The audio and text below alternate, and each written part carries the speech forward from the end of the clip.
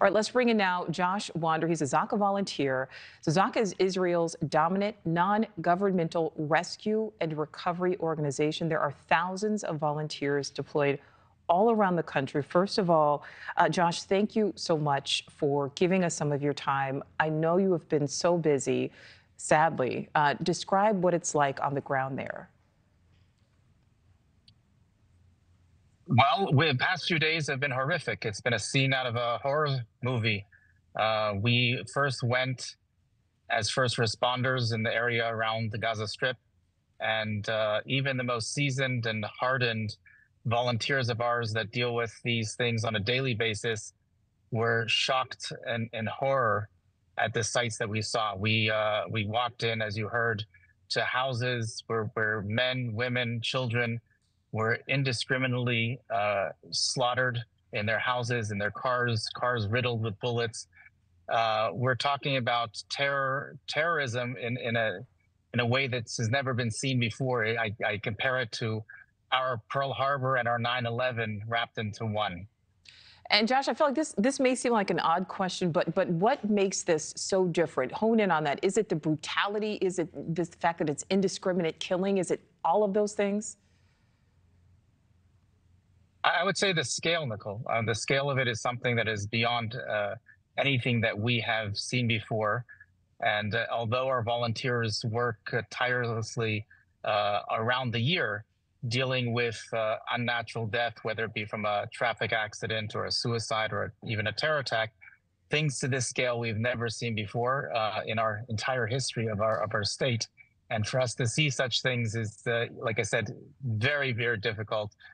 Physically, psychologically, but we're a strong nation, and we have a very strong resolve to make sure that this is stopped and never happens again. And I just want our viewers, I want people to understand just the magnitude of this, Josh, because you have volunteered to do this for years. So I know you have seen certainly some gruesome realities, but never anything like this.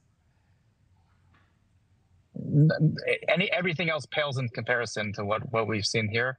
I can't go into too much detail, but the evil that we see with our own eyes, walking around and seeing, decapitated babies, things that I could just say, Nichole, that there are people out there that are going to or already comparing what's happening to Israel to what is happening to the Gazans in the Gaza Strip, and I can just say that they're lacking any sense of moral compass if they do such a thing, because we're talking about sheer evil, this similar to what you saw with Al-Qaeda, with ISIS, just sheer evil. And us, the state of Israel, when we are trying our best to protect ourselves and defend ourselves from an existential threat against us, there's nothing to compare here. And there are people, unfortunately, out there that are making this comparison already.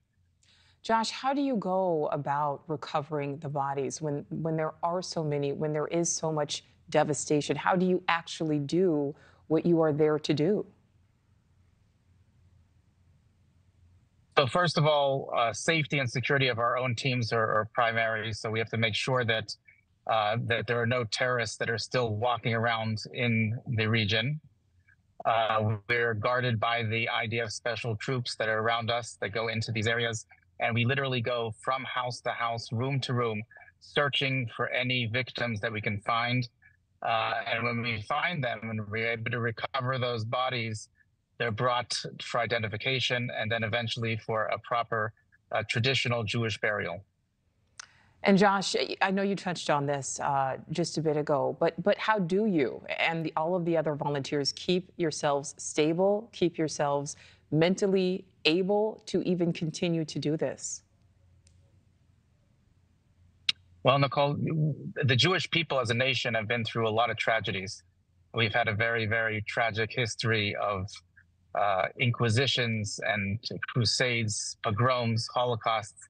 And we have strong faith in God that we will prevail in the end against this evil. And we continue to have this faith to this day.